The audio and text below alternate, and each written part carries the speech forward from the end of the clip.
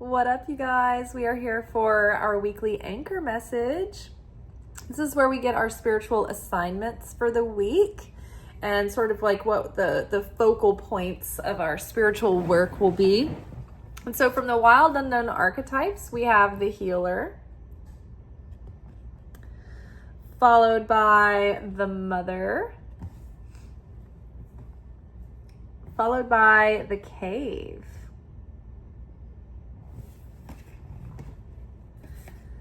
underneath the healer, we have Three of Cups.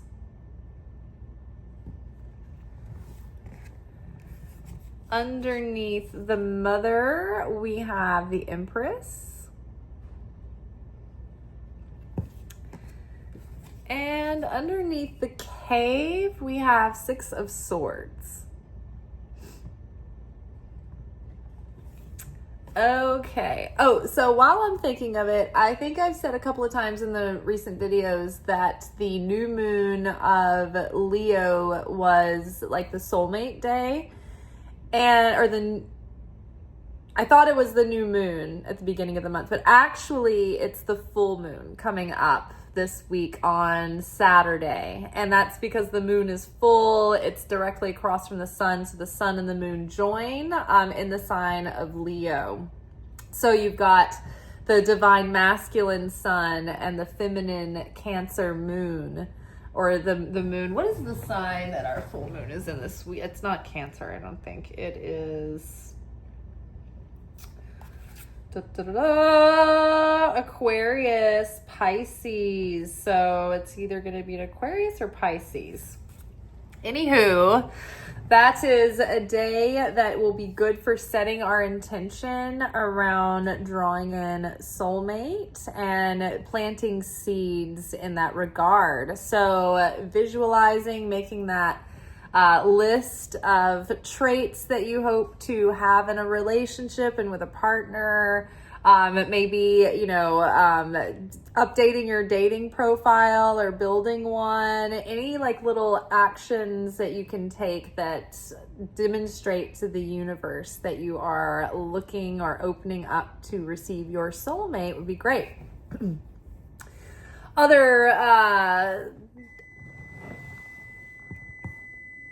It's my preheat chime.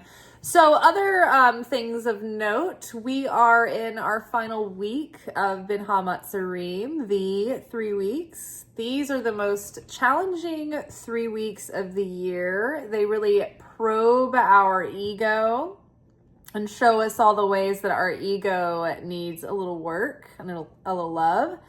And basically during these 3 weeks, we are receiving like this direct light from the Creator that's so strong that it creates a bit of chaos as we're taking it in and integrating it, because we have to go through a process in order to up level to match that light. And so there's been challenges and all kinds of things going on the last couple of 2 or 3 weeks.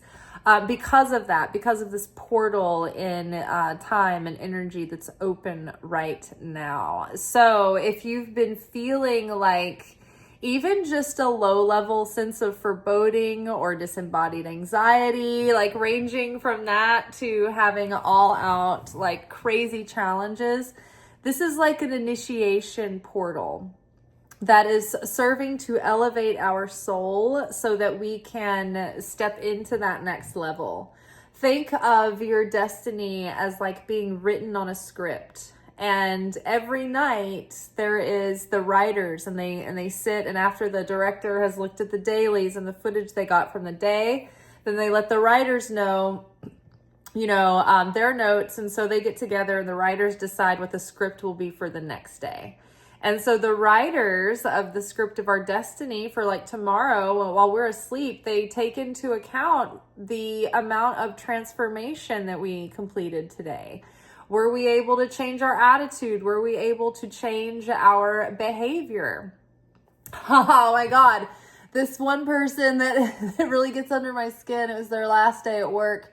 And had I been able to just keep my mouth shut and not say anything, I probably would have had all my dreams come true today. But of course, he got on my last nerve and I talked about it. See, guys, like, you can work around the clock and try as hard as you can and still come out a wretch. So we can literally go through the same reminders every day and still be so forgetful. So this is, we're winding up this energy. And so if we are challenged, the challenge is to overcome those stumbling blocks in ourself that will, usually end up causing us to self-sabotage or spill our light out that we've gathered from our good works. And so that is... each challenge is like an opportunity, really, that highlights the exact assignment that we need to pay attention to in order to open up miracles and abundance and move us into our next level. So the kind of culmination of the most potent negative days were sundown Saturday to sundown Sunday, if I'm not mistaken. That was a holiday called Tishu B'Av. And that is to commemorate the destruction of the first and second temple and the Jewish suffering. And so there's also this esoteric truth of that day of breaking down our own temple, the old temple, and erecting a new temple. And so that means like shedding the old programming, the old limitations, the old residue from old wounds and old grudges and unforgiveness. We're shedding away the old. We're shedding away the old structures and mindsets and perceptions and belief systems. And we are growing into something even more expanded and awakened and enlightened. So for this week, I feel like the universe is sort of like, this is, if you've ever ran in a race or a marathon and everybody who's like kind of cheering you on along the race, people stand in groups, but you get closer to the finish line and people are really excited and they're like, yeah, you're that much closer. So this is like the finish line week, and it feels like our spiritual support team is really cheering us on through this reading. So we've got the healer card here. And it is paired with, did I go through these already? Underneath the healer, we had 3 of Cups. We'll just do this again just in case. Underneath the Mother card, we have the Empress. And underneath Cave, we have the 6 of Swords. So, this is the final week of the 3 weeks, and we have 3 of Cups here, and it's like 3 weeks, 3 of Cups. I believe cups are weeks. They might be months. Anywho, in this moment, they're going to represent the 3 weeks. And the 3s in the tarot are representative numerologically of the first stage of completion. So it's like, think about graduating from middle school and going to high school, or graduating from high school and going to college. It's like we have completed one vital chunk of the path, but it's just opening us up into the expansion into the next level, which will expand into the next level and the next level and the next. So we have reached a significant point in our healing. We all have what is called Tikkune, and it's kind of like karma, but this is the Hebrew word to describe karma. And Tikkune is like the layers of negativity that we have in our soul that kind of shroud our inner light, the inner pure light of our spirit. So every lifetime we come into earth with a certain amount of negativity to transform, and these things within us are implanted there so that we can permanently transmute that negativity into light. doing the alchemy. So these are our, shadow aspects and our fears and our insecurities and our shortcomings, ways that we're selfish or lazy or hostile. There are going to be our more negative personality traits. Now, the other half of our tikkun is our talents and our gifts and our purpose and the things that we're supposed to share and expand and build upon in this world. So it's like we have a workbook. Our soul is like a workbook of assignments. And in this life, we have these negative traits that we need to correct and work on. And then we have these positive traits over here that need to be expanded and enhanced and used and shared with the world. And so all of this together is our life purpose. This is the purpose. It's not be a lawyer or have these kids. It's literally do your inner work, do the inner correction. It's to address our tikkun. Now, alongside of that, we do have talents that we might get to integrate into our careers or build careers on. We might have certain gifts that are sort of like a side thing, that we have a job that supports us, but then we also have this gift or this thing or this passion that we do on the side. So we come into this world with our tikkun, and all of the major key factors of our life are pre-planned in like perfect design to set you up to play out your tikkun. So where you live, who your parents are, what kind of parents they are towards you, all the specifically the ways that your parents are difficult with you, that was planned. And the way that you're difficult with your parents, that was planned too.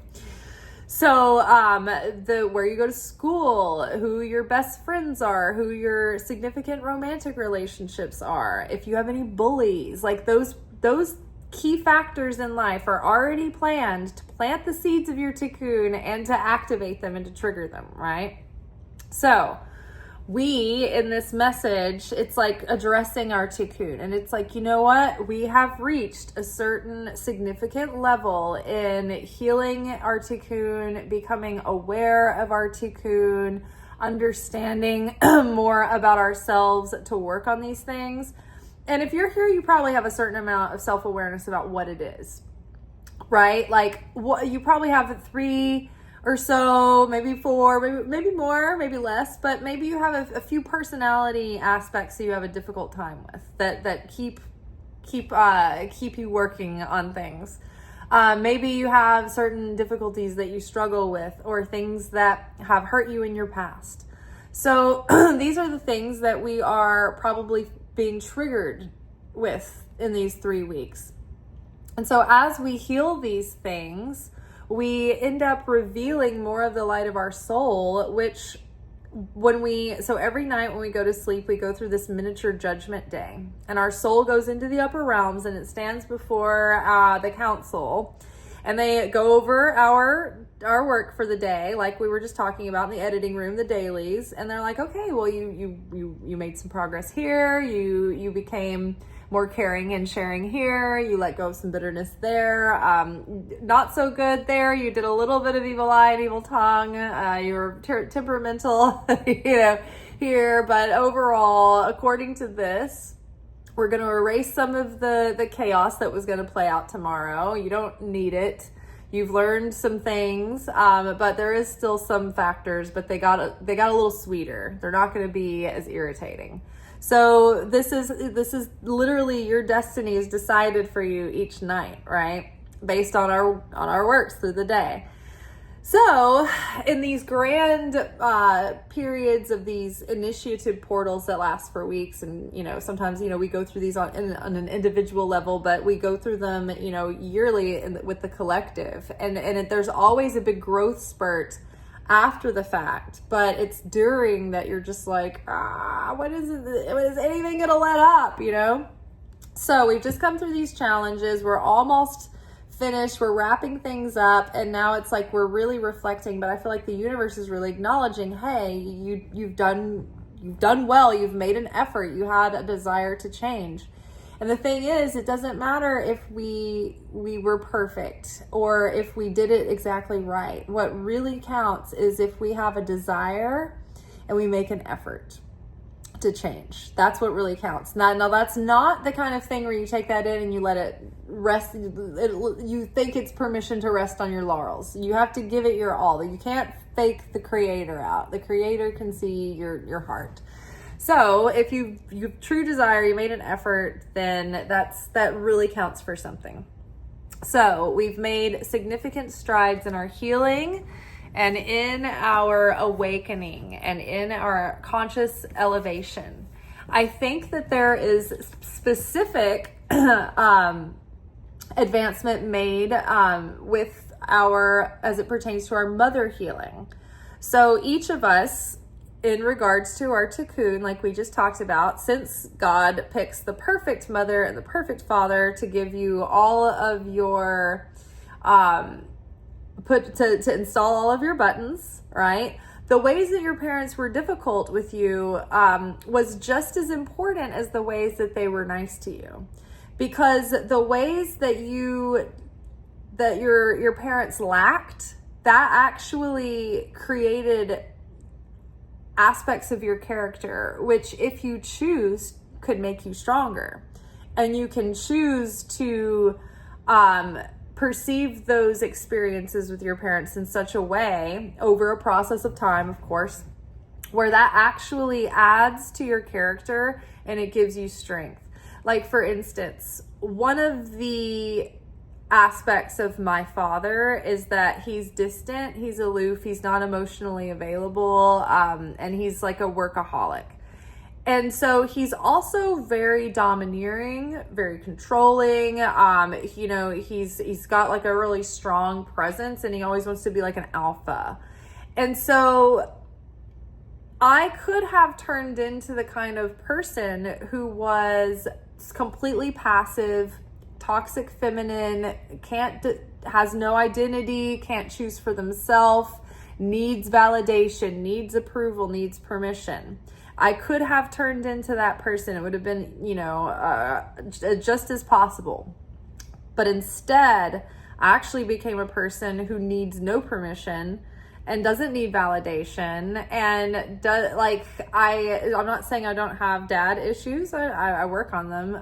But those things, because my dad wasn't always there giving me, encouragement and validation and all that stuff, like that can also have its own effect on a person when their dad is so overly supporting and kind of spoils their kids. It's like those people also rely on their parents' praise and validation, and many times go into career paths and go and marry people they don't really like because that's who their parents are going to like, and they go down a career path that their parents expect them to, and keep the exact beliefs and dogma and everything that their parents expect them to, and they don't break off and have their own independence.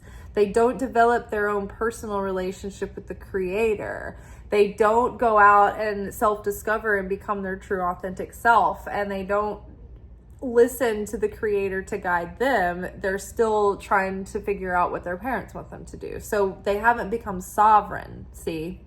So difficulties in our parents can actually be gifts, and they're intended to be gifts, but it takes our perspective to appreciate it that way before it can become a gift sometimes. Because sometimes if we're still seeing it as a way that we were victimized or punished, then it can create in us bitterness and an identity of being a victim, right? That we'll have to overcome. And see, that creates more tikkun, to have to go through more process, to have to go through more experiences. And when we say process, we're talking about like the challenges that come up in our life that end up teaching us these lessons and building our moral fiber and all of that. So tikkun healing has its layers, but no matter what, everybody's going to have some tikkun healing with their mother and some tikkun healing with their father. It's just the nature of being a soul on earth. So we're not blaming it all on the parents. It's not what we're doing. We're not, passing the buck or whatever. We take responsibility for the people that we are becoming and the choices that we've made, right? Our parents had a lot of influence over us, but you know, we can't blame them 100% for everything, right? So we've come to a certain level of success with our healing with the mother wound. Now, there's like layers of the mother wound, right? This has to do with our personal relationship with our actual mother. This has to do with us understanding the difference between archetypal mother and our human mother's capacity, because we all have an idea and an understanding of ideal archetypal mother, that we all put our moms on this pedestal and we want to hold them to that standard, but no one could ever meet it. No one could ever live up to that. So it's just, they're set up to fall, set up for disappointment. So part of our mother healing occurs when we start to understand and discern and separate archetypal mother energy from our human mother and the difference between them. And that helps us to understand our human mother and her humanness and her limitations with so much more compassion and mercy when we start to reflect and understand that from a distance. So we have addressed archetypal mother versus human mother. We are addressing, that's helping us unpack any of the actual wounds our mother might have inflicted on us by either directly doing it in the heat of a fight, or in her unconscious behavior at the time, or maybe it was something more unconscious that they did through the way that we witnessed them playing out their relationship with our father, right? And maybe it was like not the best patterns, right? Because when we're young kids, our parents are young adults, so they're not fully cooked either, right?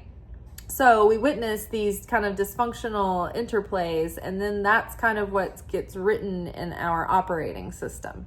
So we have to go back and unwrite that and then reprogram, right? Whilst understanding, oh, okay, like our parents are only human and we're all fallible and we would all come up short. Okay.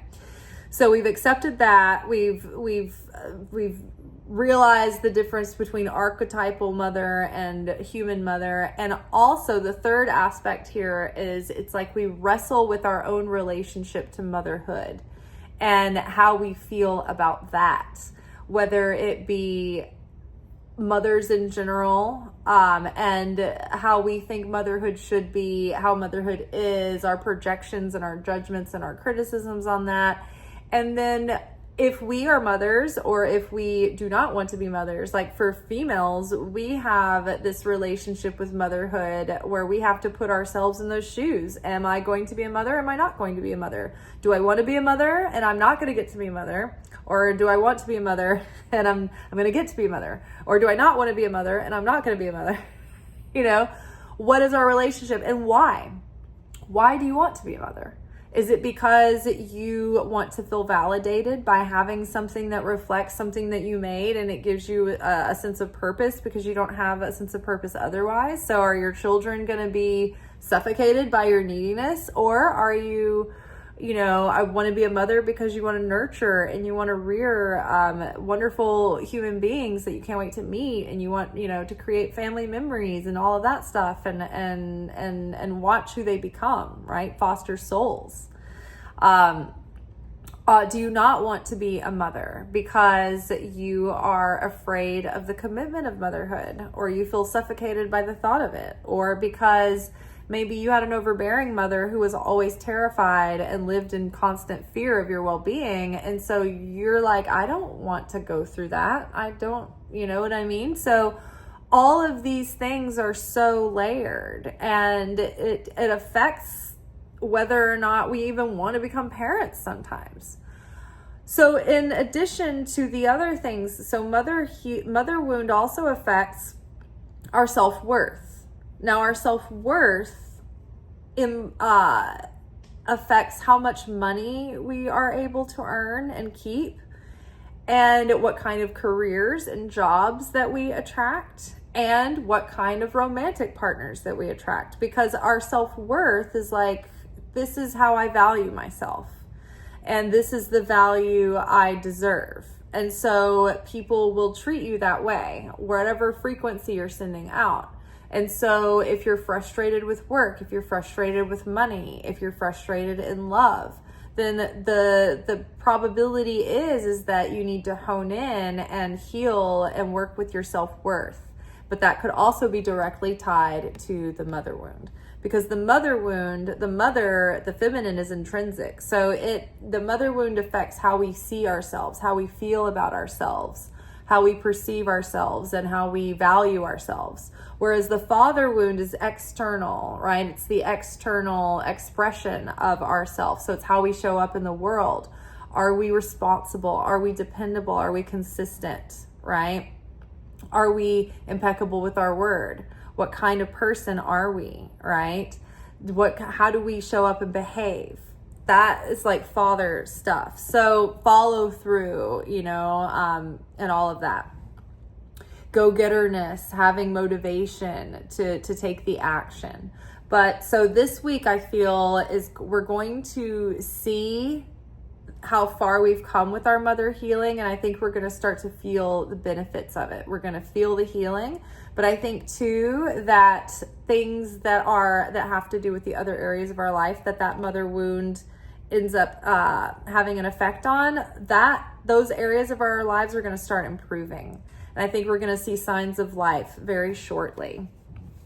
Because here we have the cave and we have 6 of Swords. So we've gone deep inward. The cave is like deep in the seat of our soul, in the center of our heart, in our deep heart of hearts.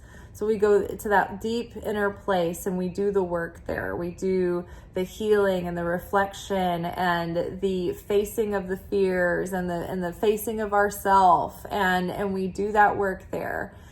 And it's like this dark cloud that has been hovering over us, the pain in our heart that we've been healing has been creating this dark cloud hanging over our life, our every move, our every day. It's just every day it's like with us. And so that healing helps us shed that baggage that we carry around with us. And it's helping break up these dark clouds, and they're almost gone. We're almost there to that safe, dry, peaceful, fulfilling place to land and finally be at rest and be at peace. So we're on the other side of the storm and we're victorious. We're coming out of difficult times and going into times of greater ease as a result of the work that we've been doing within ourselves. So this last week might be challenging, this week ahead, but things are going to lighten up and they are going to yield beautiful blessings. So I'm really excited about the last portion of summer and fall, and I'm really interested to see how things start to take shape, because right after this Leo season, when we move into Virgo season, that's the month of Teshuvah.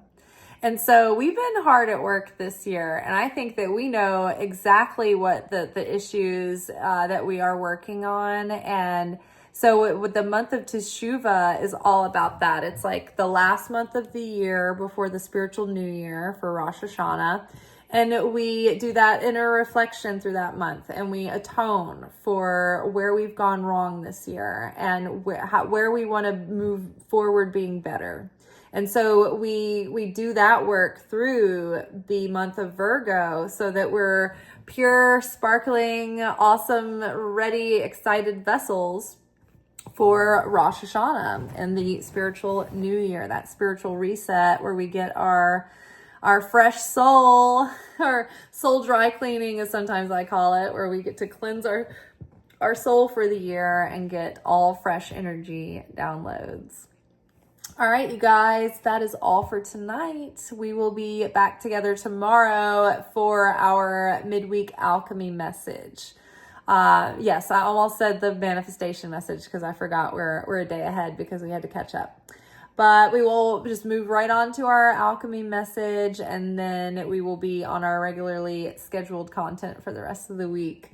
Except for, I'm not sure what's happening Saturday, because this Friday and Saturday is our local tomato festival.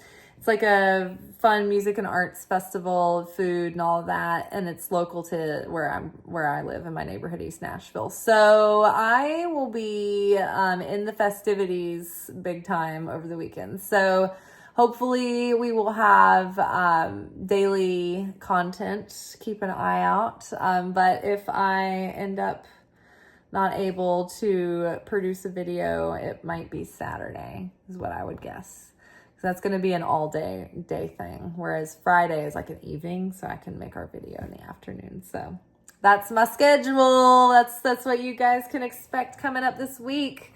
Also, we're almost finished with the Gospel of Philip and the Secret Teachings of Jesus series. So I'm not sure if we're going to be doing Philip this week, because we do have a full moon Saturday. So it'll depend on if I can, what I'm going to be ending up making as the full moon workshop, probably on Saturday, unless I end up getting enough time on Friday to batch film. We'll see. We'll see how it goes. These are my intentions. All right, y'all. Peace be with you. Ciao.